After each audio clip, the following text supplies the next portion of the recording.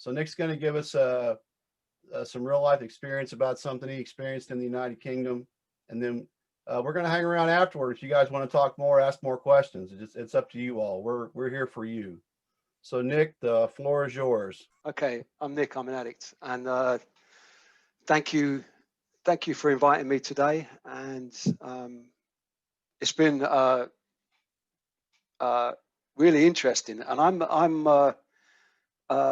I feel a little bit like a bit of an antique, because you know, my phone line service began 23 years ago. So most people didn't have mobile phones, and you know, there was no BMLTs and yaps and tomatoes and all of that. There was none of that. But what was interesting is, while you guys were talking, nobody said anything that I disagreed with. You know, the way to deal with calls, referring people, all of that stuff. It was, the experience was completely consistent of how to do this service, because it's based in principle, kind of where we started, wasn't it, with the reading from the PR Handbook resource. Was, you know, it's based in basic principles of, you know, presenting presenting NA attractively, and just trying to get someone to a meeting. So and when Shane asked me to come do this, he said, what he said, Shane, was, you know, we come and talk about some of the problems. And I was like, oh man, I don't want to talk about problems. You know, I sort of kind of spun it. I'll often spin a topic. If I don't particularly like the topic, I'll just spin it and find a way into it. So so I spun this one a little bit. And I just wanted to tell her, I said to say, look, I've got this story from when I was doing helpline service, and I kind of would just like to tell that.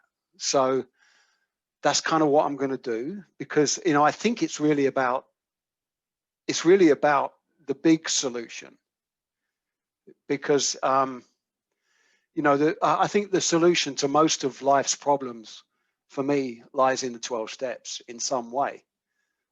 Whether it's that having a connection to some power other than my crazy box, or applying some spiritual principles in some way, that's normally the solution. And it's the same for helpline service. It's the same for me for helpline service.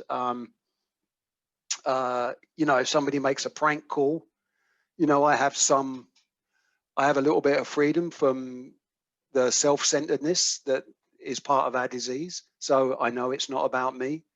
If somebody calls with a question about, you know, some kind of medical detox kind of issue, I have like, you know, just a little tiny bit of humility, enough to be able to say, I don't know, I'm not a medical professional. So, you know, being able to say I don't know is to me one of the great gifts of this program. Gets me out of trouble, like, on a daily basis. So I love that you said that, Charmaine. So just to kind of set the scene a little bit, I started doing helpline service on the UK national helpline. We had one helpline for the whole country. It's quite a big region. And there were some area helplines dotted around as well, but we were the kind of main helpline. And I think I had 90 days clean. I think you had to have 90 days clean before you could go and train. Maybe it was 6 months, but so that's what, 23 years ago. So it was set. And again, like I said, most people didn't have mobile phones.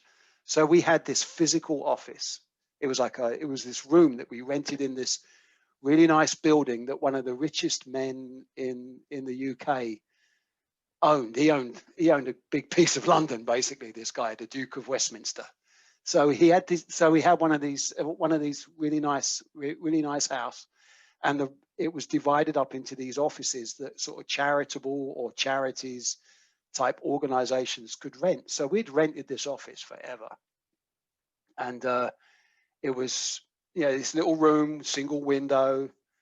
The window looked down into Margaret Thatcher's backyard, which was always a gas, and for real. And everyone resisted the character defects that sprung up when that situation arose. And the room was painted this bright yellow that a couple of us did one time. And we had these 2 beat up old desks that obviously addicts had decided that they could write their names on if they wanted to. And 2 phones and an answering machine with a cassette tape and a kettle because we needed tea. And I started doing service there, like I say, when I was brand new. And I would go 2 or 3 times a week, and people would physically go there and do a 2-hour shift. Sometimes they'd pull a double shift. And what was really important to me was that on my first day clean, when I was really about to call a connection, I just done a detox, and I had kind of 1 foot out of the burning dumpster that was my addiction, and I was about to just climb back in and just give an old friend a call and basically call the connection and just go back and start using again. So I had 1 day clean, and I was so desperate and frightened by the idea of climbing back into the dumpster that I called the helpline instead, and a human being answered. It was a guy who everyone has a nickname in the UK, and his nickname was Wee Scottish Nicky, because his name was Nicky and he was Scottish and he was quite small. And Wee Scottish Nicky did a lot of helpline service, and he answered the phone that Monday morning and directed me to my nearest meeting. And I don't think I'd be sitting here if Nicky hadn't answered the phone, if there wasn't a human being to answer that phone. So of course, when I and also the other lovely thing is that helpline office was within walking distance of my house. So I would go there 2 or 3 times a week, and for the first kind of few years of my recovery, it took me like a couple of years to get my health back when I stopped using. So I had the time, so I would go in during the day and cover the shifts that other people couldn't do, and and then I got involved in the subcommittee. Then I became the treasurer. Then I became the subcommittee chair and started going to regions. So I was really involved in that helpline service for at least 7 years. As I got my life back, got my health back, I started working. So I ended up with we used to do a 12-hour coverage. That's all we could do. We'd do 10 a.m. to 10 p.m. So I ended up with the Wednesday night shift from 8 p.m. to 10 p.m. And I would do it with this guy called Ben. Me and Ben would sit in this office, and it'd be dark outside, and we'd have a cup of tea, and I sponsored Ben for a little while. So we had a kind of friendship relationship, and he was a cool guy, and he was kind of mellow, and we would just sit and chat, or we'd bring a book and we'd read the books a little bit, or drink a cup of tea. And you never got many calls on that shift. It was always a quiet, because most of the meetings in the UK at that time started about 7:30. So by 8 o'clock, the calls would die down. So it'd get quite quiet, and we would kind of just making sure the light was on in case someone called. And we would, because the reason for doing the helpline service was to answer the phone, was to get a call and to speak to someone and try and get them to a meeting, to try and get that little, for want of a better word, a buzz, to get that little buzz of like, yeah, I got that, I connected that person. And it's always been a little buzz to really like get someone from desperation to some kind of hope, to reach out the hand and to drag them out of that burning dumpster, to say, no, you don't have to do that, try this instead. And that's all we were trying to do. So because the calls were kind of limited, we would take turns answering the phone. We had 2 phones, and it's like, you just switch off. Who's going to answer the call this time? So one night we're sitting there on a Wednesday night, and it's kind of late and it's very quiet, and the phone goes, and it's my turn to answer the phone. So I pick up the phone, and we were exactly like Caitlin was saying. We didn't say, "Hi, Narcotics Anonymous." We would just say, the phone number, whatever it was, 0009. I think it was 0009. How can we help? And all there was on the other end of the line was this hysterical kind of sobbing. I mean, hysterical, like you know, when someone is so hysterical, they can't get the words out. They're just kind of just trying to suck in air while they're sobbing, and they can't even form a word. And it's like, okay, right. So I don't know what happened, because I don't know really where my response came from. I mean, I've kind of worked it out, but at the time it was just, all it was like, okay, we're going to need to go slow here. So I just kind of let this person do their thing and just very quietly said, hey, how are you? What's going on? And just let them do their thing. And eventually they began to get a few words out. And we're like, okay, so what's going on? And we just kind of very gently start. And because it's late, we could afford to spend a little more time, because, you know, we weren't bombarded with calls. So the call started to extend. And she started to tell her story a little bit, that, you know, she was like really, really desperate. She was really, really desperate. And she was just crying and crying and desperate. And then the line went dead. And it was like, fuck. She was just getting started and the line goes dead.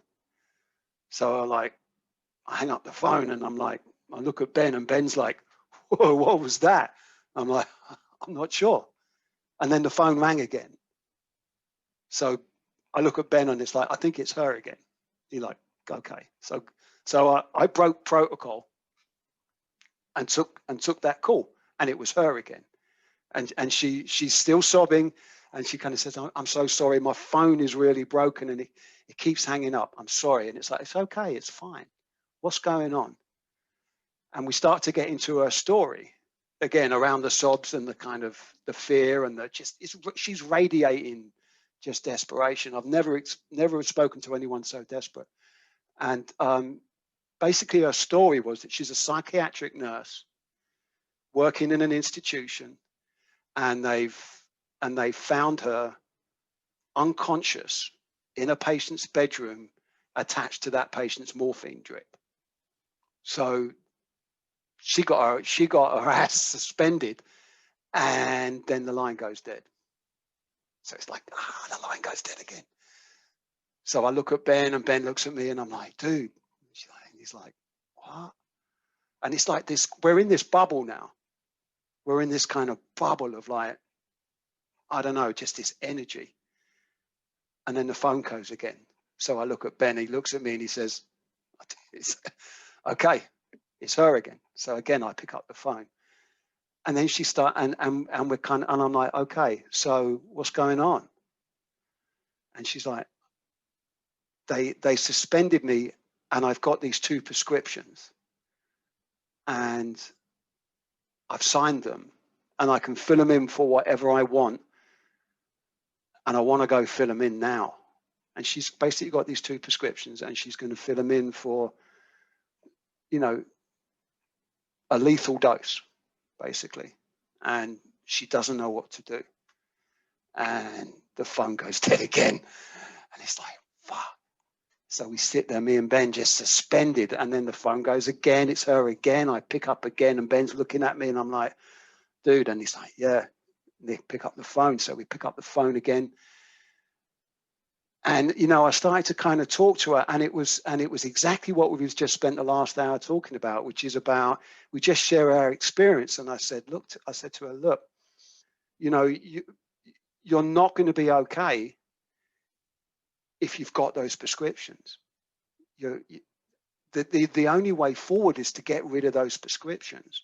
And then, because otherwise, you know, you're going to go fill them, because that's what we do. That's what I do. I'm an addict, and I can't, you know. And she started to talk like that without getting all kind of NA speaking. And she was like, but I can't. I said, well, what else, you know, what else are you going to do now? And then there was this kind of silence. And then I just heard this noise, which was the noise of a piece of paper tearing. Yeah. And then the phone went dead again. Of course, the phone goes dead again. And there's a minute, and me and Ben are looking at each other. And then the phone goes again. I pick up the phone. And she's crying. She's like, oh my God, I tore one of the, she's got two of them, remember? I tore it up. What am I going to do? And I said, tear up the other one. Because that's all I know to do. When I got clean, I took that last bit of methadone I had and I poured it down the toilet and flushed it. And that's all I know to do. And there's this silence. And it's like, the room is fucking vibrating. I swear to you, the room is vibrating. And Ben's looking at me and he can feel what's happening. And then there's the sound again, the piece of paper tearing. And then there's silence. And then and then this other voice comes on the phone of this calm human being, same person. And she just said, what did you do? I said, I didn't do anything. I didn't do anything. What did you do? And she said, I tore up the other one. And she was calm and she was quiet and she was like, oh my God, it's gone. It was like, yeah. And it was as simple as that. Now, I know I'm always a person that struggled with kind of an easy relationship with God. But that was kind of one of the first times, or one of the main times in recovery where I really felt the presence of a loving God. I really felt that energy in the room, that bubble, that we were part, Ben and I were part of what it is, of what God is. You know, God is carrying the message. God is just sharing honestly and being who we are. This is how we be part of God. That's just my understanding of it, right? So we just, and then it was just this different conversation about, okay, let's try and find your nearest meeting. And because she just saved her life and she needed to get to a meeting. And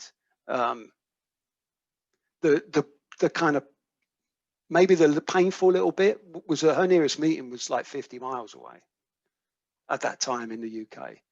And it was kind of hard to find a nearest meeting for her, but we did the best we could. And I have no idea what happened to her. This is one of the things of helpline service. I've almost never have I met someone I spoke to on the helpline. I think that only really happened once, but I knew that we did our piece, that the piece of the helpline is exactly what we've said today, is to get someone to a meeting. Now that night it got a little more drawn out, and that kind of magical thing happened where she just tore those things up and embraced the possibility of freedom.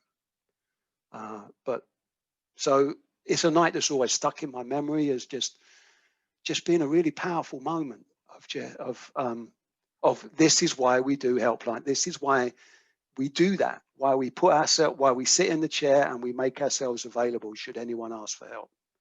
So I guess that's really the end of my story. That's it. That's all I got. That's the story. All right. Thank you. Thanks, Nick. Yes, Nick. Thank you.